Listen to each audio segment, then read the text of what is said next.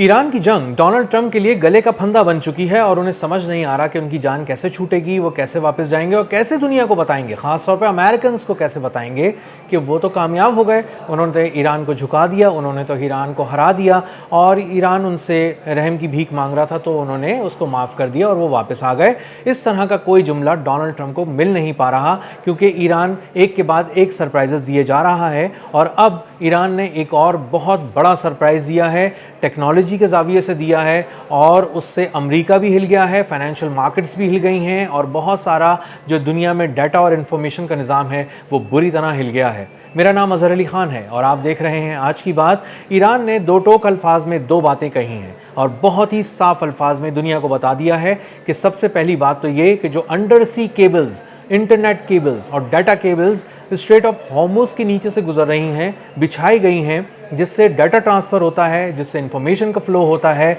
वो हम काट देंगे और उसको तबाह कर देंगे और वहाँ से डाटा और इन्फॉर्मेशन का फ़्लो रोक देंगे क्योंकि स्ट्रेट ऑफ हॉर्मुज़, आबनाए हुर्मुज़ हमारा है और उसमें ईरान के टेरिटोरियल वाटर्स से के नीचे से जो लाइंस गुजरती हैं, जिस तरह कभी एक डाटा का ट्रैफिक है, जो उसका हाईवे है डाटा, वो जो गुजरता है उस पे ईरान का हक़ है। ईरान उसको अगर ईरान पे मज़ीद हमला होता है, उसको निशाना बनाया जाता है तो वो उसको काट देंगे। इसी के साथ साथ उन्होंने एक और बहुत ही अहम और बहुत ही गैर मामूली किस्म का ऐलान किया है। उन्होंने कहा है कि अब स्ट्रेट ऑफ हॉर्मुज़ के नीचे से जितनी भी 7 अंडर सी केबल्स गुजर रही हैं, डाटा केबल्स हैं, इनका जो इसको गुजारने की, इनको बिछाकर यहाँ से डाटा पास करने की भी फ़ीस ली जाएगी, ठीक उसी तरह जिस तरह आबनाए हुर्मुज़ से गुजरने वाले तिजारती जहाज़ों से फ़ीस ली जा रही है, टोल वसूल किया जा रहा है। इसी तरह का टोल समंदर की तह से गुजरने वाले केबल्स बिछाने वाली कंपनीज़ को भी देना होगा और ईरान अब ये वसूल करेगा और ना देने की सूरत में इंटरनेट की वो केबल्स काट दी जाएंगी। अब ईरान इनकलाब ने इस हवाले से बहुत ही वाज़े और दो टोक अल्फाज में जो बात कही है वो ये कही है कि जो दुनिया का 20% से ज़्यादा ट्रैफिक यहाँ से गुजरता है, इंटरनेट का फ़्लो होता है, डाटा का फ़्लो होता है और एक आम अंदाज़ा ये है कि तकरीबन इन सारी अंडर सी जो 7 केबल्स वहाँ से गुजर रही हैं आबनाए हुर्मुज़ के नीचे से, उससे रोज़ाना तकरीबन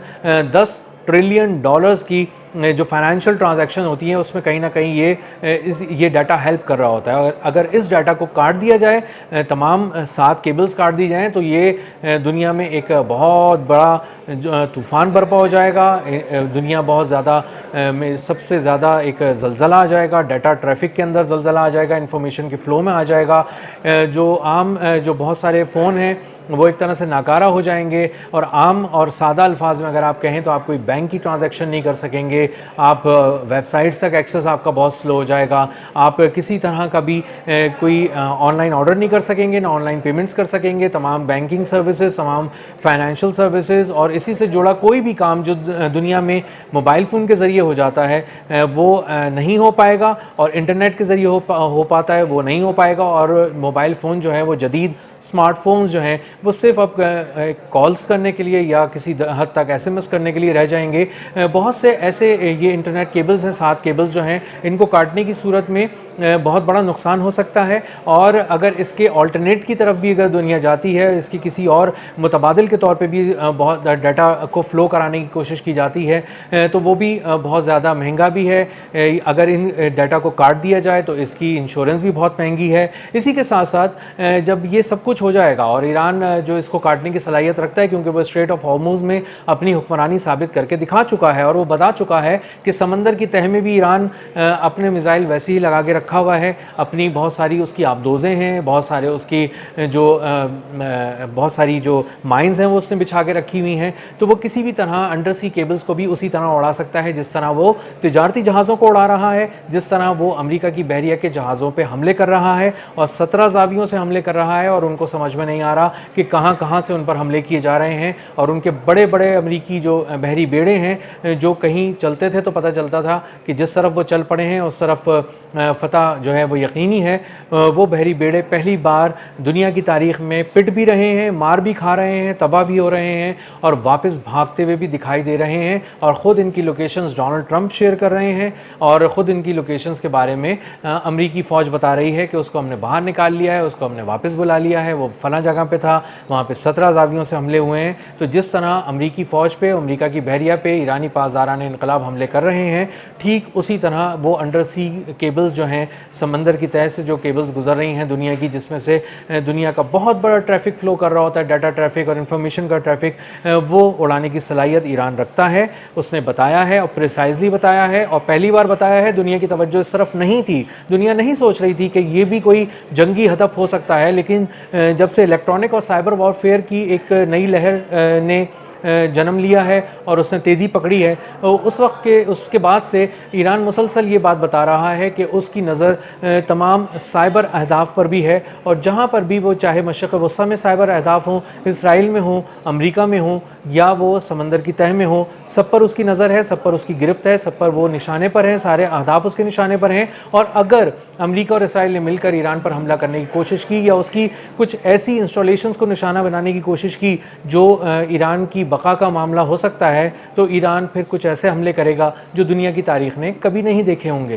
آبنائے ہرمز کے نیچے سے گزرنے والی جو یہ کیبلز ہیں, ڈیٹا کیبلز ہیں, انٹرنیٹ کیبلز ہیں, یہ اس قدر اہم ہیں کہ یہ ایشیا کو مشرق وسطیٰ اور یورپ سے ملاتی ہیں, اور ان تمام ریجنز کو آپس میں جب ملاتی ہیں تو دنیا بھر میں ٹریفک کا فلو جو ہے وہ بہت سموتھ رہتا ہے. اور اگر ان 7 کیبلز کو کاٹ دیا جائے, جس کے بارے میں دنیا نے آج تک نہیں سوچا, کبھی اس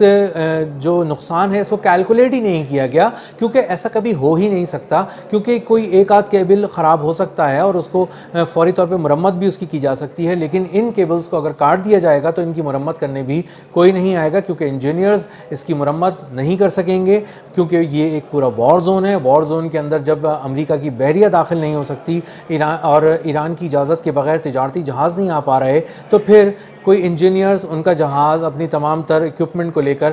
کس طرح آ سکتا ہے, اور وہ بھی انڈر سی جا کر کس طرح اپنا کام مکمل کر سکتا ہے. تو یہ وار زون میں ہونے والا نقصان کتنے عرصے میں ٹھیک کیا جا سکے گا, اس کے بارے میں کوئی ایسٹیمیٹ دنیا میں کسی طرح کے بھی ماہرین نہیں دے پا رہے. اور یہ ضرور ہے کہ اگر اس طرح کا کوئی نقصان ڈیٹا کیبلز کو پہنچتا ہے تو اس سے اندازہ ہوگا کہ کم از کم $5 ارب کا نقصان ایک دن کا ہے, اور یہ بھی بہت ہی ایک ابتدائی قسم کا تخمینہ ہے جو فوری طور پہ لگایا گیا ہے. اصل میں دنیا نے ان نقصانات کو کبھی کیلکولیٹ ہی نہیں کیا ہے اور کبھی دیکھا ہی نہیں ہے, کیونکہ اس طرح کی چیز کو کبھی بھی